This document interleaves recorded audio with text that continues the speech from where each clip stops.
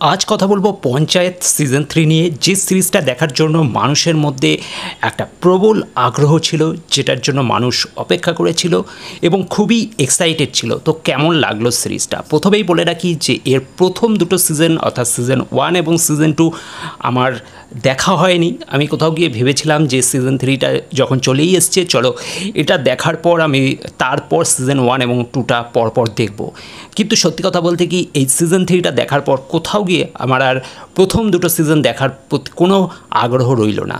এর থেকে তো হইচইয়ের ডাকঘরের মতো সিরিজও অনেক বেটার আমার কাছেই। এই সিরিজটা নিয়ে মানুষের মধ্যে এত উন্মাদনা কী কারণে সেটা আমি অবশ্য বুঝে পেলাম না। তো অবশ্যই সিরিজটার মধ্যে ভালো দিক বলতে গেলে সেরকম কিছুই আমার চোখে পড়েনি, যেটা চোখে পড়েছে সবটাই নেগেটিভ দিক।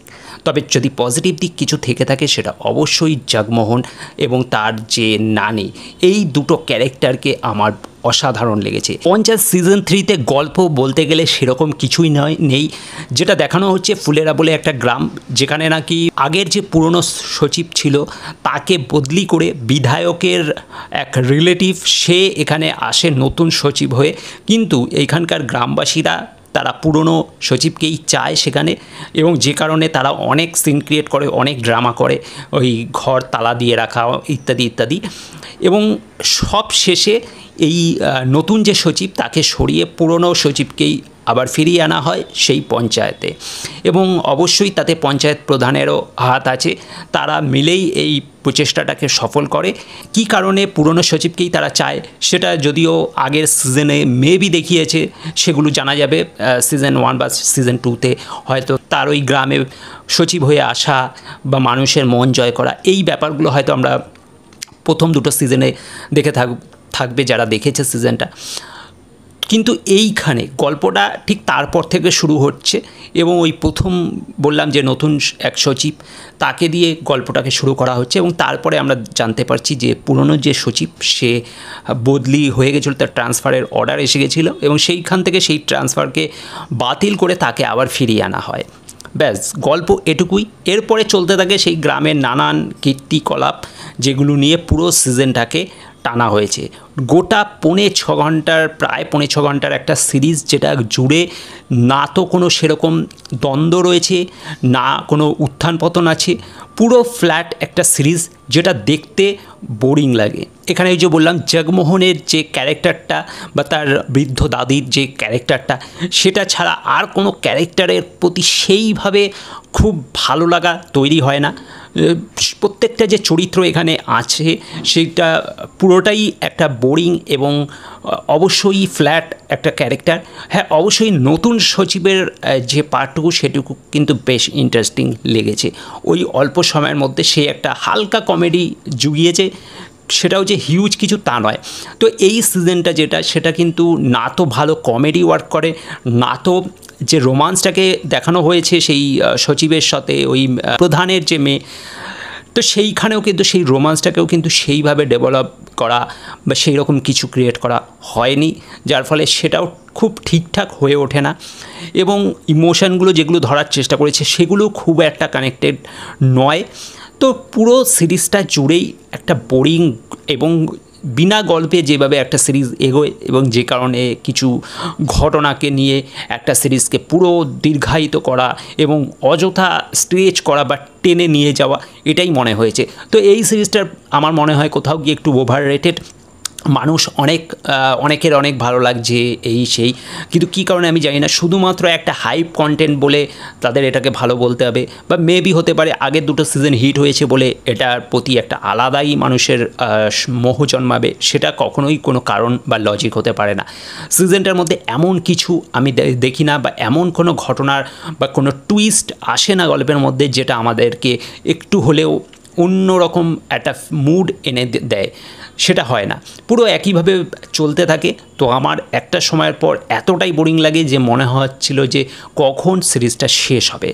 দুই একটা জায়গা অবশ্যই ইন্টারেস্টিং আসে, বিশেষ করে যেখানে নাকি প্রধানমন্ত্রী আবাস যোজনার ঘর পাওয়ার জন্য সেই বৃদ্ধার নাটক করা, বা জগমোহন যখন বলছে যে मैं अपने नानी को दुख नहीं पहुंचा सकता, তখন সচিব বলছে যে তাহলে থাকো এই কামরাতে, তখন বলছে এক कमरे में रहने में दिक्कत आती है।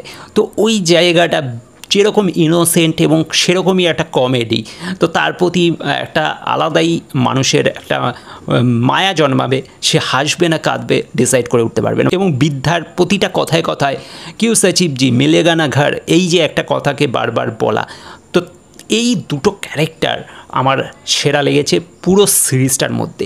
এছাড়া আমার সেরকম আর কিছু ভালো লাগার মতো চোখে পড়েনি। যে মেন যে চরিত্রটাই করছে এখানে অর্থাৎ সচিবের ক্যারেক্টারটা, তারও কিছু কিছু জায়গায় অভিনয় আমার মনে হচ্ছিল যে তার এক্সপ্রেশনে সে নিজে দ্বন্দ্বে ভুগছে, সে কী এক্সপ্রেশন দেবে বুঝে উঠতে পারছে না। একটা জায়গায় তার মধ্যে সন্দেহ সৃষ্টি হচ্ছে না, সে ওই বৃদ্ধার প্রতি যে তার মায়া হচ্ছে সেটা কোথাও গিয়ে বোঝা মুশকিল হয়ে যাচ্ছে। যখন নাকি ওই বৃদ্ধা সে নাটক করছিল, কিন্তু তখন কিন্তু সেই সচিব নাটক সে যে করছে সেটা কিন্তু বুঝে উঠতে পারেনি, কিন্তু তা সত্ত্বেও তার চোখ মুখের এক্সপ্রেশন বলছিল যে একটা বিরক্তি ভাব, কিন্তু সেখানে যে একটা সফিস্টিকেট ব্যাপার সেটা হারিয়ে যাচ্ছিল কোথাও কোথাও গিয়ে। তো তার চোখে মুখে একটা মনে হচ্ছে সন্দেহের তীর ঢুকছে। তো এরকম একটা ভুল এক্সপ্রেশন তার চোখে মুখে ধরা পড়েছে, তাই খুব একটা বেটার সেরকম নয়। এবং চরিত্রগুলোর সাথে আমরা খুব একটা কানেক্টেড আমার মনে হয়নি, অ্যাটলিস্ট হয়তো তাদের আগের সিজনে যারা দেখেছে তারা হয়তো কানেক্ট করতে পারবে, বাট আমি যেহেতু এই সিরিজটা থেকে দেখা শুরু করেছি আমার সেই কানেকশানটা তৈরি হয়নি। এবং তাদের প্রত্যেকটা চরিত্রের মধ্যে এমন কিছু টুইস্ট আসেনি যার ফলে এই সিরিজটার প্রতি আমার কোনো এক্সাইটমেন্ট তৈরি হয়নি। সত্যি একটা গল্পে বা একটা সিরিজে টান টান উত্তেজনাটা খুবই দরকার, কারণ একটা 6 ঘন্টা 7 ঘন্টা একটা সিরিজ যখন টেনে নিয়ে যাওয়া হয় তখন যদি সেরকম কোনো টুইস্ট না আসে সেই গল্পে, তাহলে মানুষ কোথাও গিয়ে একটা সময়ের পর বোর হয়ে যায়। তো এই সিরিজটার মধ্যে কিন্তু সেই ব্যাপারটাই ঘটে। আমরা অসুরের মতো সিরিজ দেখেছি, ফ্যামিলি ম্যানের মতো সিরিজ দেখেছি, এমনকি মির্জাপুরের সিজন 1 বা আশ্রমের প্রথম সিজন 2 যদি বলা হয়, তো সেই যে পুরো ফার্স্ট টু লাস্ট একটা টান টান উত্তেজনা সেইটা কিন্তু এই সিরিজটার মধ্যে একেবারেই হয়নি। যদিও একটা জিনিস যদি রিপিটেডলি চলতে থাকে সেটা কোথাও গিয়ে বোরিং হয়ে যায়, যেটা আমরা আশ্রম সিজন 3-র ক্ষেত্রে দেখেছিলাম যে সেম জিনিস রিপিটেডলি মনে হচ্ছে, তখন কোথাও গিয়ে মনে হচ্ছে এবার সিজনটাকে শেষ করা দরকার। কিন্তু প্রথম দুটো সিজনের ক্ষেত্রে কিন্তু সেটা মনে হয়নি। এবং এই ক্ষেত্রেও আমার জানি না ফার্স্ট দুটো সিজন কীরকম ছিল না ছিল, বাট এখানে কিন্তু সেই রকম ব্যাপার ছিল না। এবং আমি যদি টেকনিক্যালি দেখি সেটাও খুবই পুয়ার মানের, মানে কি বেশ কিছু কম বাজেটের বাংলা সিনেমা হয় যেগুলো খুব সাধারণ মানের সিনেমাটোগ্রাফি বলো বা এডিটিং বলো, এবং এখানেও কিন্তু সেরকমই লেগেছে। সেরকম হাইফাই কিছু আমার মনে হয়নি, লুক অ্যান্ড ফিলের দিক থেকে খুবই পুয়ার এবং কম বাজেটের কাজ সেটা বোঝাই যাচ্ছে। তো এরকম একেবারে সাদা মাটা নিম্নমানের যেগুলো বলা হয়, তো সেরকমই আমি এই সিরিজটাকে দেখেছি। তো সেই হিসেবে আমার এই সিরিজটা একেবারেই ভালো লাগেনি। আমি পুরোপুরি আশাহত হয়েছি, মানুষের মুখে যেরকম শুনছিলাম তার এক অংশ আমি পাইনি। তো তোমাদের অবশ্যই কীরকম কী লেগেছে সেটা কমেন্ট করে জানিও। আর ভিডিওটা ভালো লাগলে লাইক শেয়ার করে দেবে, চ্যানেলটা সাবস্ক্রাইব করে সাথে থাকবে। Thank you.